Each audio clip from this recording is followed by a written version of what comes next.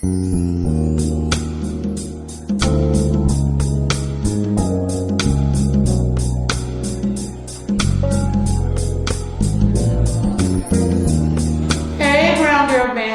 Brown Girl Banter. I'm your girl, Dr. Dangerfield. And I am Dr. Patience. What you been up to? Because, we took the month of July off. We did. Because we, family life, all those different things. So tell us a little bit, what you been up to this July? What did I do in July? July, guys. July is usually a really hard month for me in the beginning. July is when my mother's death anniversary is July 9th. And so usually starting literally like clockwork, July 1st, I am kind of on the struggle bus. You feel it? It starts to just creep all up in my body. Body keeps the score. It does. So it starts to recall all the things that happened. I realized too this year, which was really interesting. I talked to my own personal therapist about this.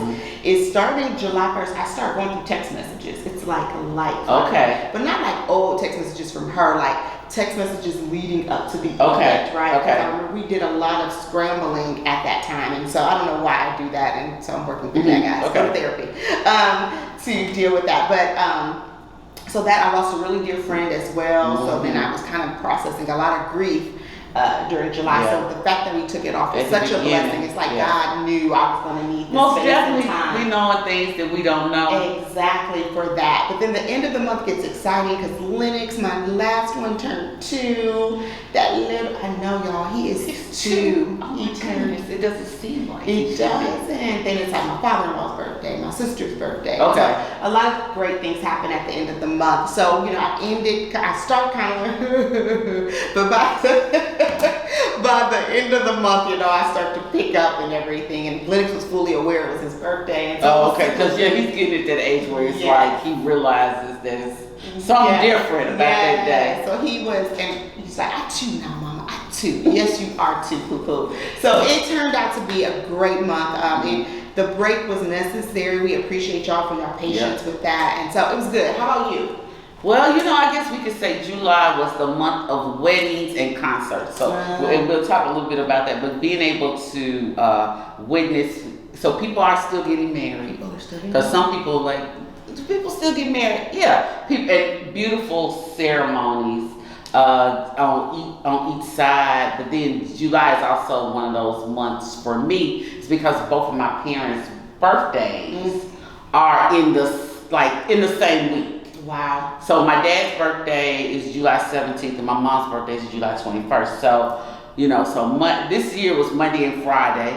And so I started feeling like that whole heaviness on towards the beginning of the week. But then by Friday, it was like we went out and we had a celebration for my mom because she always likes to go to this one restaurant. And if it wasn't for her baby brother, we probably wouldn't have gone because he's the one that came with the idea. He said, we need to go, we need to celebrate. So we went to the restaurant, but she would always order a banana split. So we ordered a banana split. Everybody, shared and ate, from the banana split just to kind of honor her because this is our first year without her. But just being able to do those things. But going to the weddings were fun. One was in Chattanooga and it was so beautiful. It was outdoors. The funny part about this wedding, with it being outdoors, was no one wanted to sit up front because the sun was shining. So all the guests, probably from her picture, she probably would see some empty chairs and all the guests were sitting in the back trying to get some shade. So that was funny. But another dear friend of mine, she got married, which hers was a remarriage to her. They had been away, they had been apart for 23 years. And they got back together. Wow. And so that is something. Yeah, so it was really beautiful to witness that and to be amongst friends. And then, like I said, concerts. I had my first Beyonce experience, in which I was like, whoa, I enjoyed every bit of it. And, we were sitting there waiting for her to come out. And we realized that it had to be dark outside. Okay. I didn't know that. So you get the full experience because you would not have been able to see the stage and lighting and all of that. So that was a great experience. So glad that we decided to do that. And then a couple days later, went to see Erykah Badu, which that was another great experience. Was it? Okay, I was It was. wondering because I've heard mixed. Well, Okay. is it Erykah? Was it mixed about Erykah, or was it mixed about her guests? So the thing I've heard from people, and this is going to sound very, I'm not even going to give a disclaimer. Y'all know I'm good for disclaimers, I'm not even doing a disclaimer. So people love Erykah Badu and love her music, and that's great. But one of my friends who went to a concert in different cities, like, as a Christian though, for a minute there, I was a little like, hold on. Okay, so hold on. it wasn't just your friends that thought that, because my concert person is my sister, Lavita.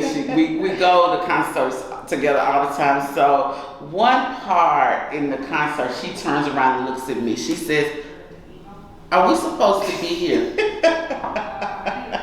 She said, "In the morning, if some ain't right, that means we were supposed to be there." Because it was it started off with like the opener was great. It was a guy named Toby, I can't think of his last name. Y'all put it in the comments. He's the guy that sings "Try Jesus, Don't Try Me." Okay. Which he got a whole.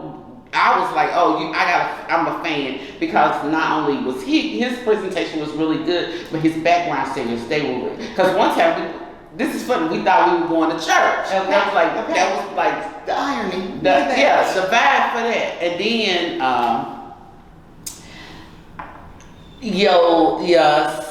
Yassine somebody was the second person, which is formerly known as Mos Def. Oh.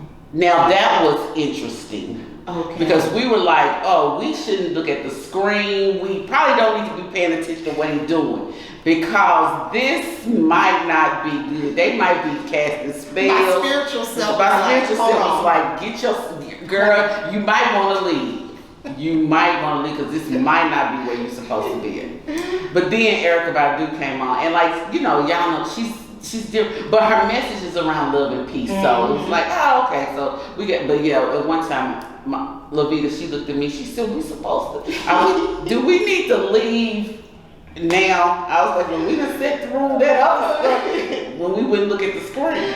Oh yeah. So I have heard it was a great concert, but my Christian friends, that was. I have had me laughing like, hold on now, hold on. Let me think about this. Yeah. Yes. And it's funny that your friends are not the only other people that that were at the concert.